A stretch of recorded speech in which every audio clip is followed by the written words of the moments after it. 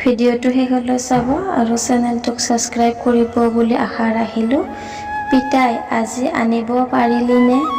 জীয়েক ৰূপালীৰ মাতটো যেন এডাল অজগৰ হৈ মেৰিয়াই ধৰিলে বিনন্দৰ ভৰি দুখন লৰচৰ কৰিব নোৱাৰাকৈ। সি থমকি ৰ'ল। জীয়েকৰ এটা সৰু আৰ্জি পূৰণ কৰিব নোৱাৰাৰ অপৰাধ বোধত বিনন্দৰ মূৰটো হাউলি পৰিল। চকুজুৰিৰ থৰ লাগি ৰ'ল ঘৰটোৰ উবলি যোৱা বেৰখনৰ তলৰ অংশটোত।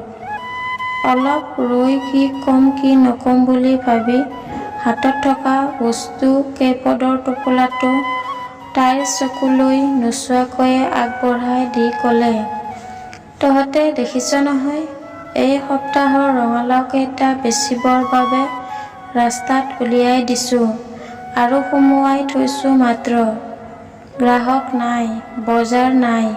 টেঙামৰা পাত কেইমুঠি বেচি যি ৭০-৮০ টকা পাওঁ তাৰেই তেল নিমখ কণ যোগাৰ কৰি আছোঁ। মাত্ৰ সান্ধ্য আইনৰ বাবে দুপৰীয়া ১ বজাৰ পিছত পুলিচ আহি বেচিবলৈ থোৱা বস্তুখিনিও লণ্ডভণ্ড কৰে। দুদিনমানৰ বন্ধ খুলিলে আনি দিম দে। ৪ দিন ধৰি ৰূপালীয়ে দেউতাকক খাটনি ধৰি আছে অকণমান পেট্ৰল আনি দিবলৈ। উচ্চতৰ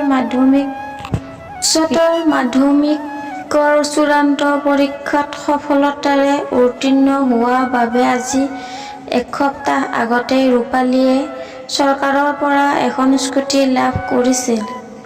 সেইদিনা ঘৰলৈ ঘূৰি আহোঁতে যি তাই স্কুটিখনত ২ লিটাৰ পেট্ৰল ভৰাই লৈছিল। হাতৰ টকাকেইটা আদায় হোৱাত ভায়েক ভনীয়েকহঁতৰ বাবে এপোৱা বুন্দিয়া ভুজিয়া লৈ এক বুজাব নোৱাৰা আনন্দ এটাৰ সহযাত্ৰী হৈ উভতিছিল তাই সিদিনা। ৰূপালী কিছু সময় মৌন হৈ ৰৈ আছে। দেউতাকৰ শুকান মুখখনলৈ পুনৰ চোৱাৰ সাহস গোটাব নোৱাৰিলে তাই। এটা বুজাব নোৱাৰা শোকে কণ্ঠ লীনত বহি মৃদু বিষ এটাৰ সৃষ্টি কৰিলে তাই। সেইজন দেউতাকক তাই কেনেকৈ বিচাৰিব কলেজলৈ যোৱাৰ সময়ত দিনটোত হাত খৰচ? কিদৰে ক'ব, পিতাই ১০০ টকা দেচোন, স্কুটিখনত পেট্ৰল ভৰাব লাগে? তাই ভিতৰলৈ গৈ দুৱাৰৰ কাষত ৰৈ উচুপি উঠিল। তাই নিজকে সুধিলে, চৰকাৰে দিয়া স্কুটিখন সিহঁতৰ ঘৰৰ দৰে পৰিয়ালৰ বাবে এটা উপহাৰ নে বব নোৱাৰা এটা বোজা হ'ল?